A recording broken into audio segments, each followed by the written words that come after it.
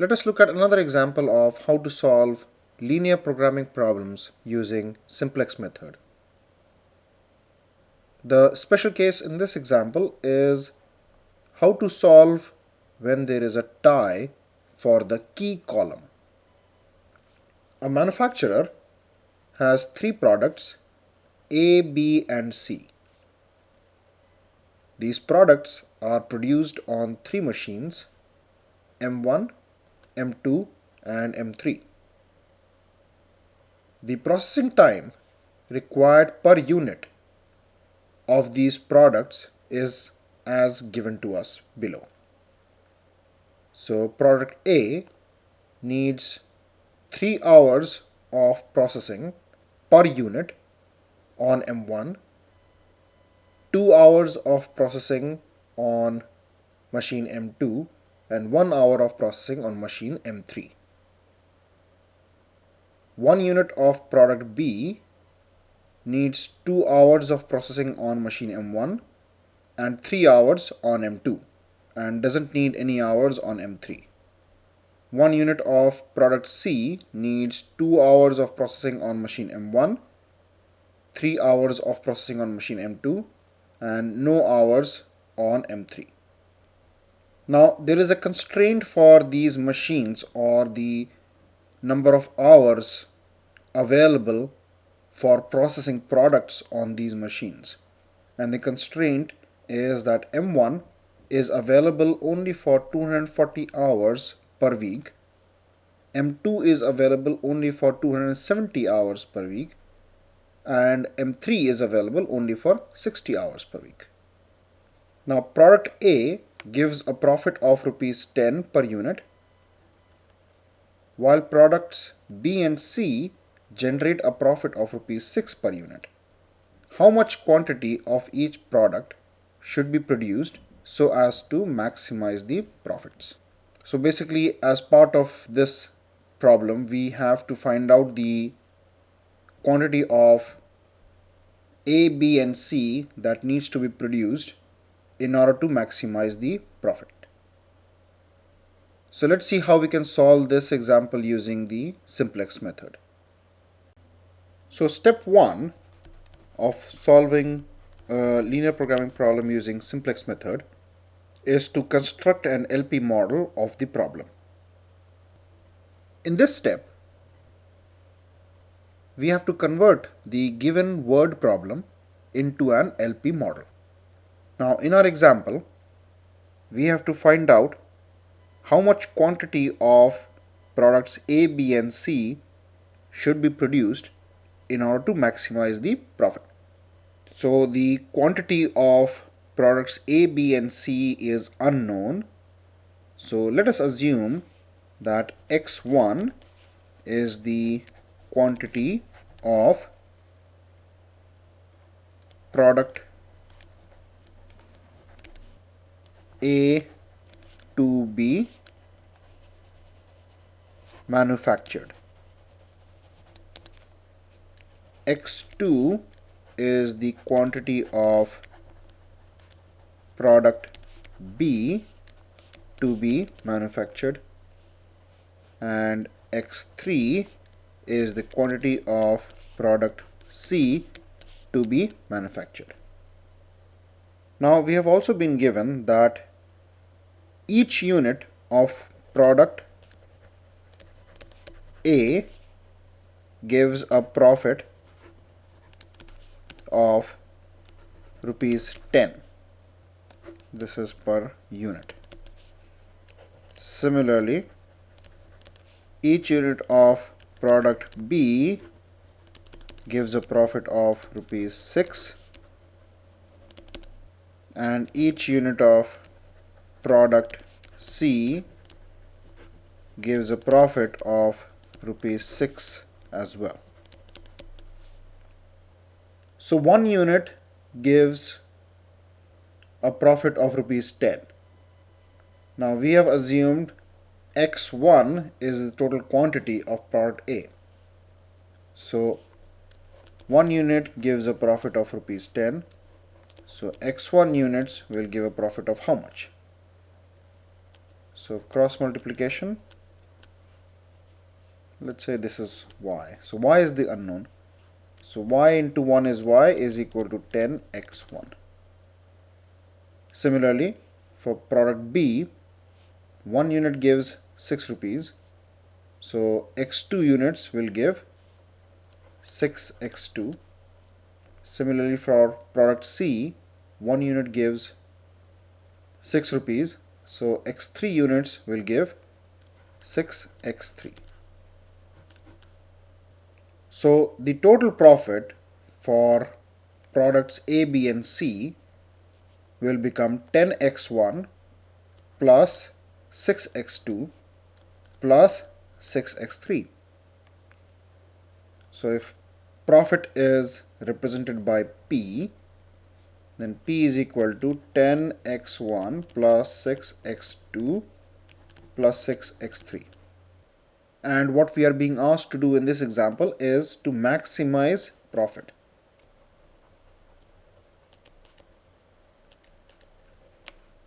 So this becomes our objective.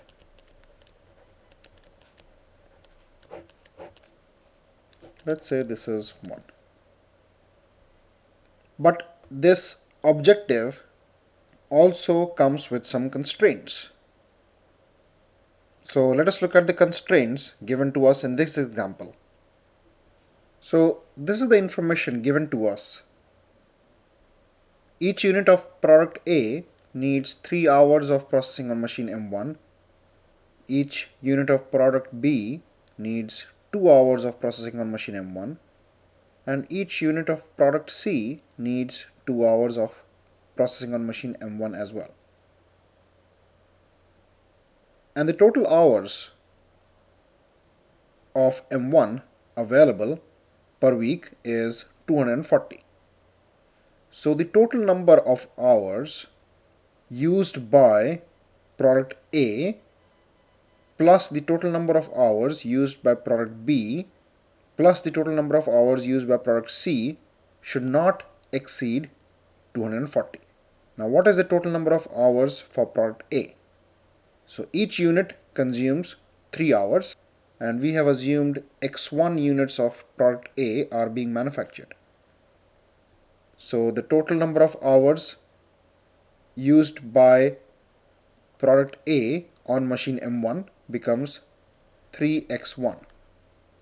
Similarly, the total number of hours used by product B becomes 2x2 and the total number of hours used by product C becomes 2x3. So 3x1 plus 2x2 plus 2x3, and this should be less than or equal to 240. So this becomes our first constraint. 3x1 plus 2x2 plus 2x3 is less than or equal to 240. Similarly, the second constraint becomes 2x1 plus 3x2 plus 3x3 is less than or equal to 270. So 2x1 plus 3x2 plus 3x3 is less than or equal to 270. And machine 3 is not required for processing products B and C. So this constraint becomes 1 times x1 is less than or equal to 60. And the universal constraint for LP model is that x1, x2 and x3 have to be greater than or equal to 0. So the LP model at hand is, this is the objective, P is equal to 10x1 plus 6x2 plus 6x3, which is subject to the constraints 3x1 plus 2x2 plus 2x3 is less than or equal to 240, 2x1 plus 3x2 plus 3x3 is less than or equal to 270, x1 is less than or equal to 60, and x1, x2, x3 is greater than or equal to 0. Now in order to apply the simplex method to this problem or to any linear programming problem, we have to check the following two conditions are met. So the first condition is that the right hand side of each of the constraints should be non-negative. So here this condition is met. And the second condition is that each of the decision variables, that is x1, x2 and x3, should be non-negative. So that is also met. So now we can proceed to solve this LP model using the simplex method. Now the next step is to standardize the problem. So this is the LP model that we had obtained in step number 1. Now in order to solve this using simplex method, we need to convert the inequalities, that is these, into equations. That means equal to. So we have to modify these constraints in such a way that the left hand side becomes equal to the right hand side. Now the first constraint is 3x1 plus 2x2 plus 2x3 is less than or equal to 240. So what this is indicating is the time taken by A, B and C to be processed on machine M1 has to be less than or equal to 240. Now when it is less than 240, that means there is some time which is not being used to produce or process A, B or C. So that unutilized time can be represented by a slack variable S1. Similarly, for the second constraint, the unutilized capacity or the unutilized time can be represented by another slack variable S2. And for the third constraint, the unutilized capacity can be represented by the slack variable S3.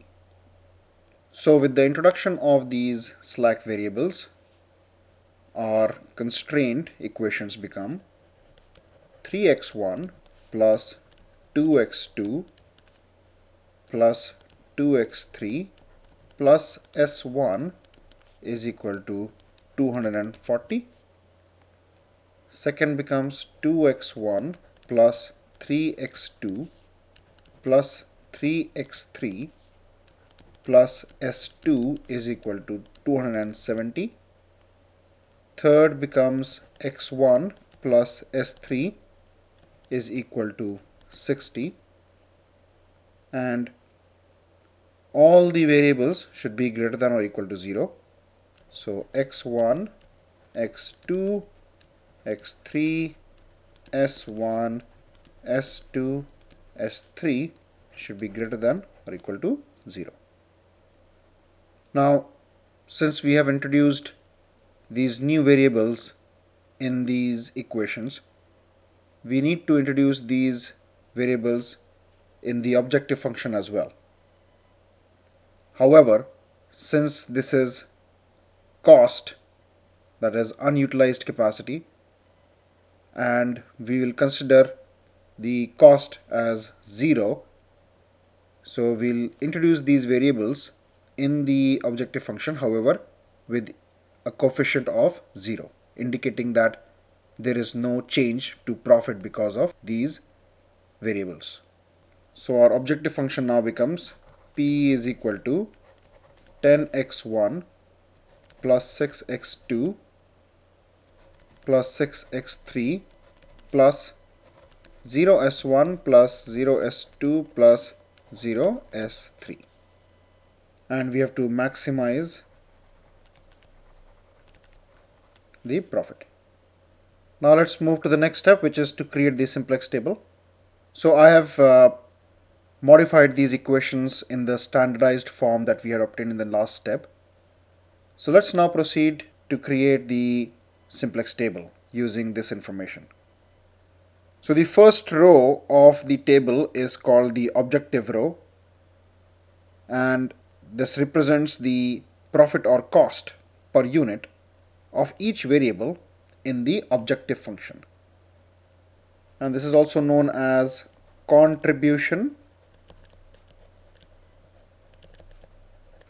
per unit, because basically this is the profit obtained on selling each unit of these products, represented by Cj.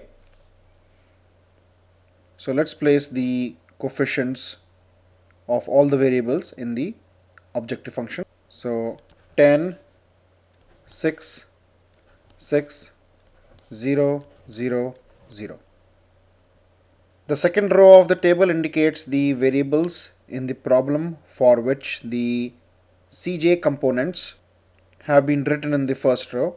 So 10 is the coefficient for x1, 6 is the coefficient for x2, 6 is the coefficient for x3, and these are s1, s2, s3. Now below the second row of the table, the coefficients of variables in the constraints are noted down. So our first constraint is 3x1 plus 2x2 plus 2x3 plus s1 is equal to 240.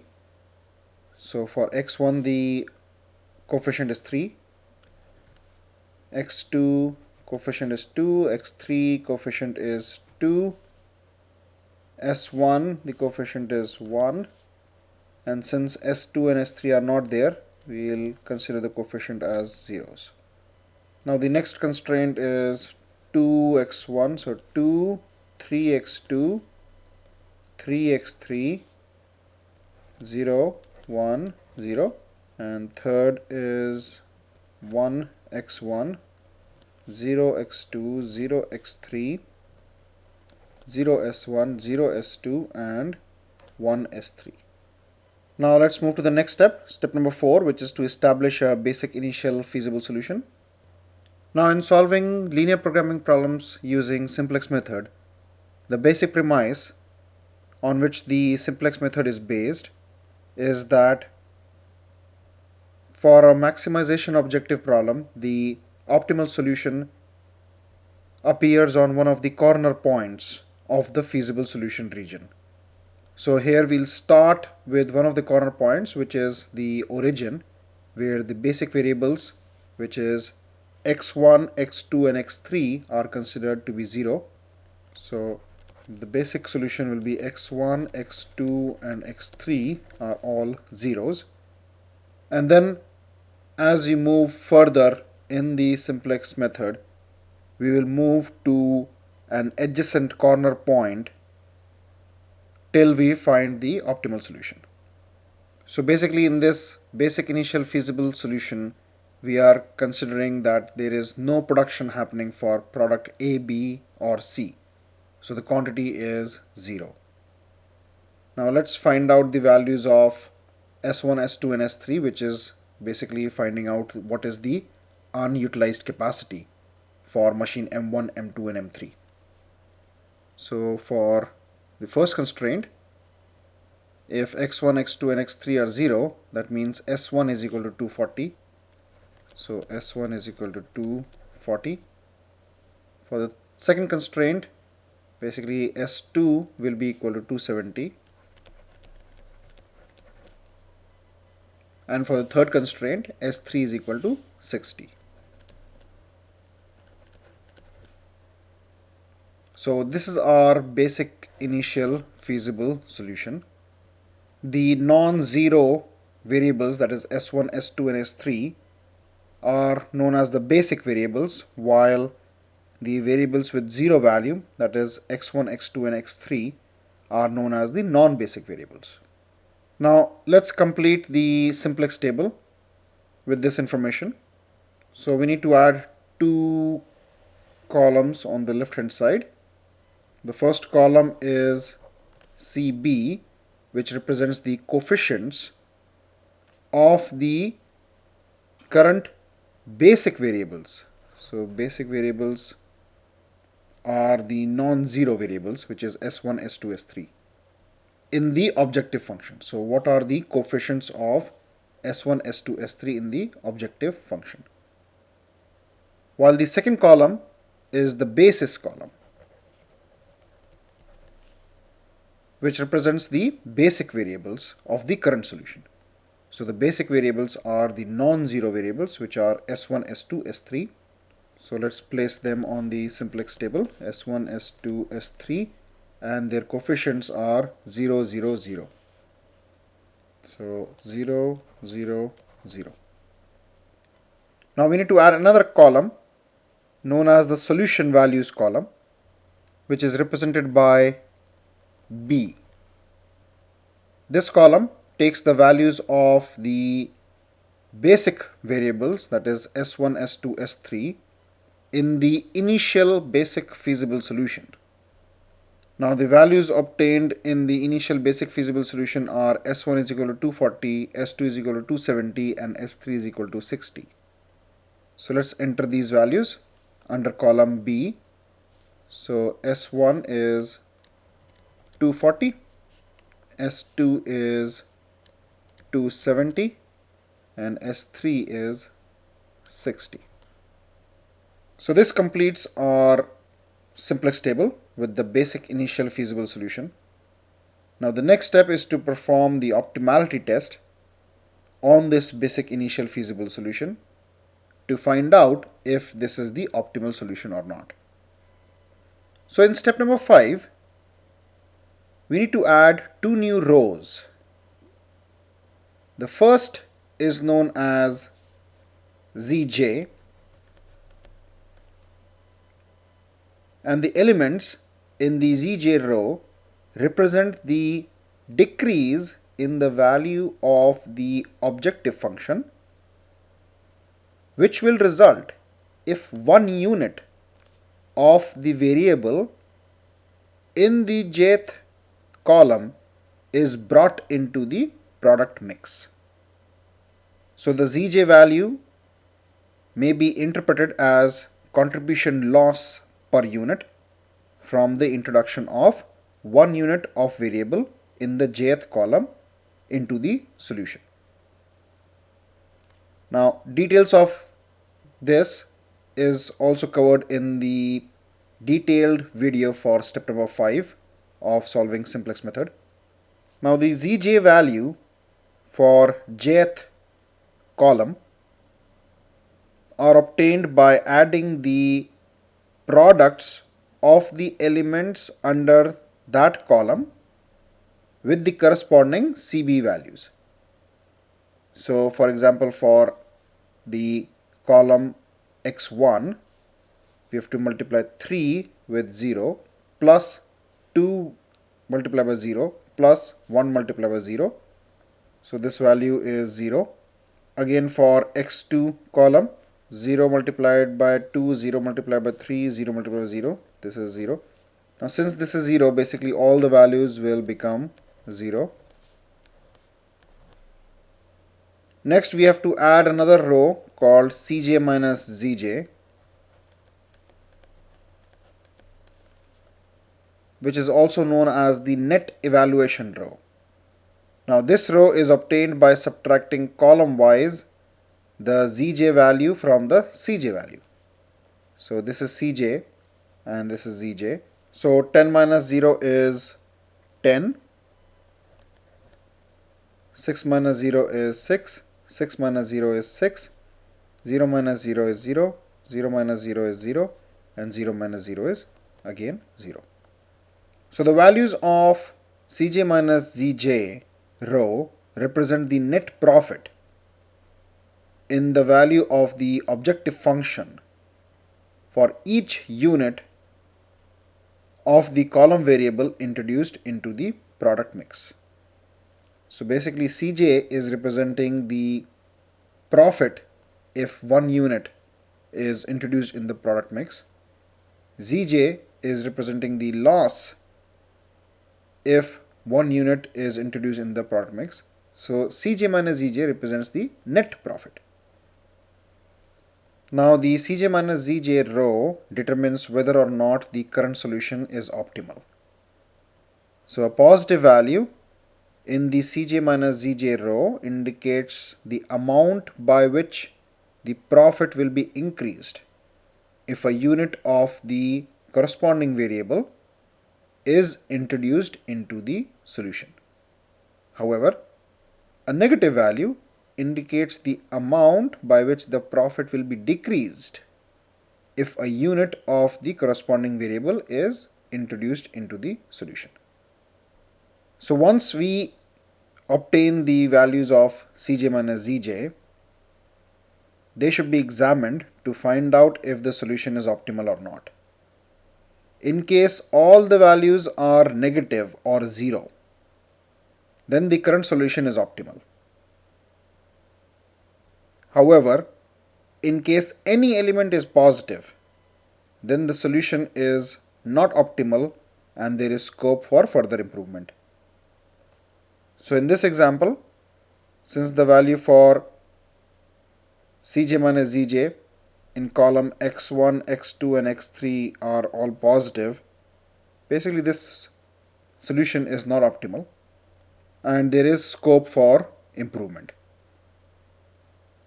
Hence, we'll have to proceed to the next step, which is to improve the current solution. Now, since we have positive values for the row Cj minus Zj, which indicate that the solution can be improved further, we observe the values of Cj minus Zj for different columns and mark the column for the maximum positive value, because that column variable, if produced, will give the maximum profit.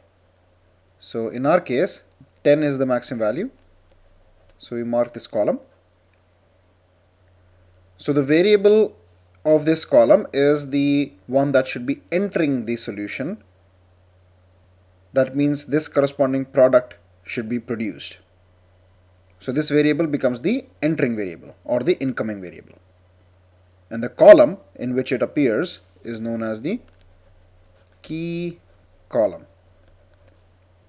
Now next we have to find out the departing variable. So we have an entering variable, but something has to depart the solution then. So in order to do that, we need to add another column.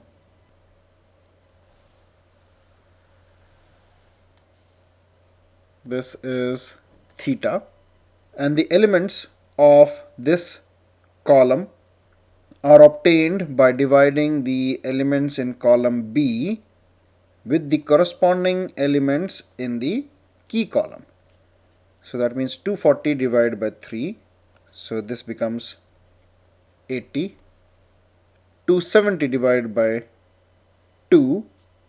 So this becomes 135. And 60 divided by 1, which becomes 60. This column is also known as the replacement ratio column. Now these ratios indicate the number of units of a variable that can be produced by trading all of the current level of basic variables. A detailed explanation of this replacement ratio column is also given in the video for step number 6 of Simplex method. Now in this column, the row containing the minimum non-negative ratio is marked. So in our case, S3 is the row. This is also known as key row. And the variable, that is S3 in this case, will be known as the outgoing variable. So x1 is the incoming variable and S3 is the outgoing variable. And the element at the intersection of these two, that is this one, is known as the key element. Now after selecting the key row and key column, a revised simplex table providing an improved solution can be developed. So the first step in that is the incoming variable now replaces the outgoing variable, and the coefficient of the incoming variable in the objective function is entered in the CB column. So this S3 will be replaced by x1, and x1 has a coefficient of 10 in the objective function, so 10 will come in the CB column corresponding to x1.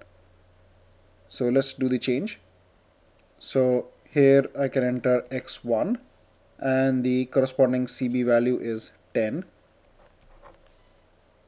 Now all the other elements in this row are replaced by new elements which are obtained by dividing the old elements by the key element. So the basic idea is to have 1 as the key element. So we'll divide all these elements by the number at the key element place. So here the key element is 1 already. So everything in this row divided by 1 will remain as it is. So however, let me rewrite this in red color indicating that we have changed the elements of this row.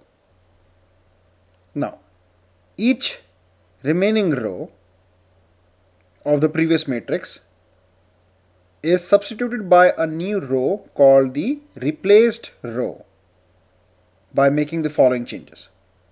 So first, the variable and its corresponding CB column element are reproduced without change. All other elements in that row are replaced by new elements obtained by subtracting a multiple of the reduced key element from the elements in other row, and the same multiple has to be multiplied by all the reduced elements of the key row and subtracted from the corresponding elements in the target row. So basically, let's take the case of row S2. So basically here we have to make the element in the key column corresponding to S2 as 0. And why are we doing that? Because we have to have either ones or zeros in the key column. Now the key element is 1 and the remaining elements in the key column should become 0. And we have to do that in such a way that we multiply this reduced key element by a number, and then whatever is the multiplication we have to subtract that from this element in the target row such that this becomes 0. And then we have to use the same multiple to do the same calculation for all other columns. So basically what we're trying to do here is 2 minus 1 multiplied by x is equal to 0. So 2 minus x is equal to 0 or x is equal to 2. So this is the multiple. So now when we do 2 minus 1 into 2, this element becomes 0. Now let's move to the next column. So we have to do the same thing. 3 minus the element in the reduced key row, which is 0, 0 into the multiple, which was 2. So this becomes 3 minus 0, which is 3. So this remains as it is. Now let's move to the next column. So 3 minus 0 multiplied by 2, which will be 3. So this remains as it is. The next column, 0 minus 0 multiplied by 2, which remains 0. Next column, 1 minus 0 multiplied by 2, which becomes 1. Column S3, 0 minus 1 multiplied by 2. So this becomes minus 2. So this here is minus 2. Now let's move to the column B. So 60 multiplied by 2 and subtract that from 270. So 270 minus 60 multiplied by 2. So 270 minus 120. So this is 150. So this becomes 150. Let me replace these values with the new value in this row. Now let's do the same thing for the first row, which is S1. So here again we have to make this 3 as 0. So the multiple will become 3. just to explain, 3 minus 1 into x is equal to 0. So 3 minus x is equal to 0, or x is equal to 3. So multiple becomes 3. So this becomes 0. This remains as it is. The next x3 column remains as it is because these are zeros. Again for S1, 1 minus 0 into 3, so 1. For S2, 0 minus 0 into 3, which is 0. For S3, 0 minus 1 into 3, which becomes minus 3. And here 240 minus 60 into 3. So 60 into 3 is 180. 240 minus 180 is 60. Let me rewrite this row also. So here I have replaced the values of S1 row with the new values that we had found. So this becomes our improved solution. Now let's test this for optimality. So let's find the value of zj. So this becomes 0 into 0 plus 0 into 0 plus 10 into 1, which is 10. 0 into 2 plus 0 into 3 plus 10 into 0, which is 0. 0 into 2 plus 0 into 3 plus 10 into 0, which is 0. 0 into 1 plus 0 into 0 plus 10 into 0, which is 0. 0 into 0 plus 0 into 1 plus 10 into 0, which is again 0. 0 into minus 3 plus 0 into minus 2 plus 10 into 1, which becomes 10. 0 into 60 plus 0 into 150 plus 10 into 60, which becomes 600. Now let's find the values of Cj minus Zj. So 10 minus 10 is 0. 6 minus 0 is 6. 6 minus 0 is 6. 0 minus 0 is 0. 0 minus 0 is 0. 0 minus 10 is minus 10. So again, once we examine the values of Cj minus Zj, we find positive values here. So that means the optimal solution has not yet been met. So now we have to mark the column with the highest positive value as the key column. However, we have a tie here. So we have two columns, x2 and x3, with a positive value. So here we can choose any one of these columns arbitrarily, because what this means is that whether we introduce 1 unit of x2 or 1 unit of x3 in the solution, we'll get the same profit, which is 6 rupees per unit. However, let's start from the left hand side and let's choose the first column. So this is our key column. But as I said, you can choose any one arbitrarily. So x2 becomes our incoming variable. Now we have to find the departing variable.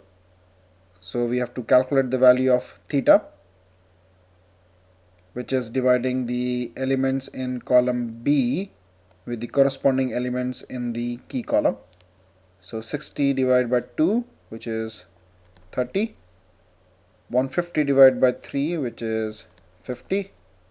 And 60 divided by 0, which becomes infinity. So the first row has the lowest value of theta.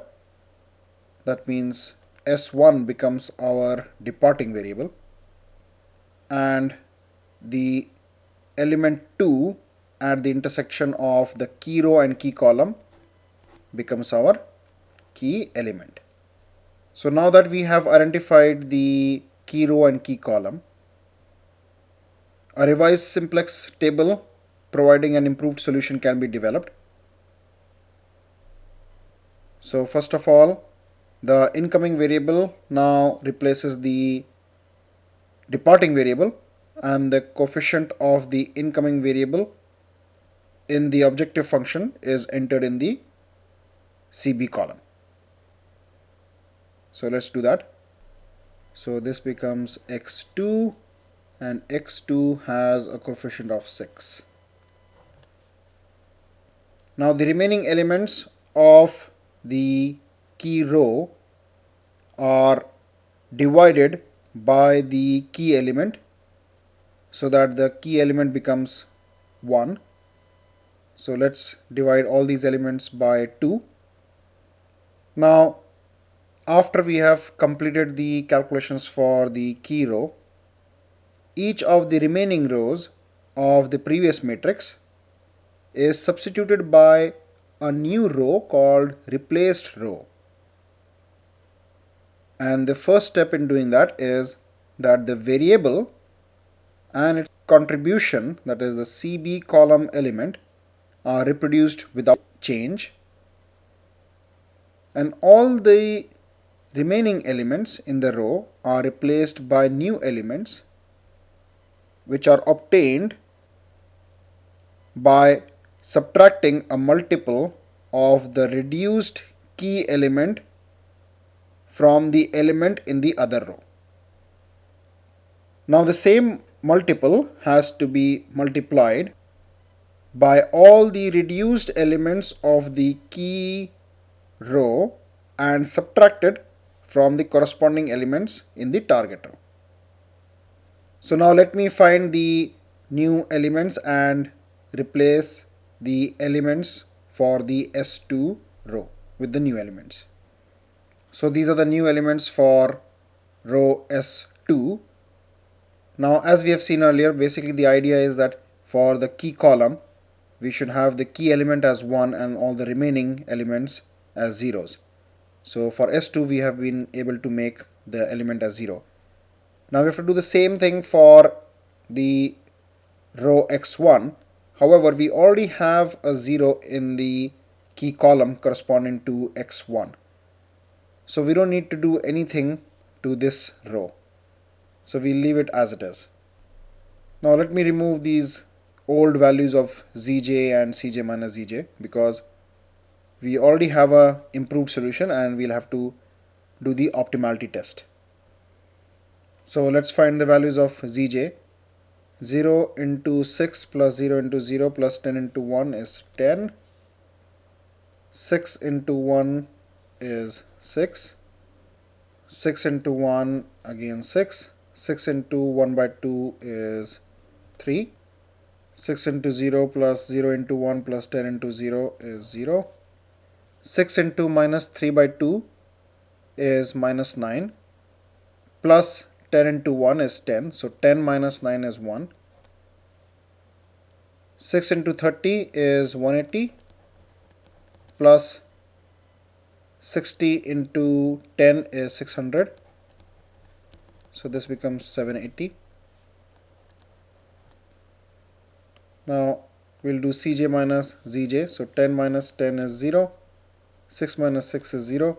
6 minus 6 is 0. 0 minus 3 is minus 3. 0 minus 0 is 0. 0 minus 1 is minus 1. So here now let's examine the values of cj minus zj. So we find that all the values are either 0 or negative. That means this is the optimal solution. So let's note the values. So the values are x1 is equal to 60,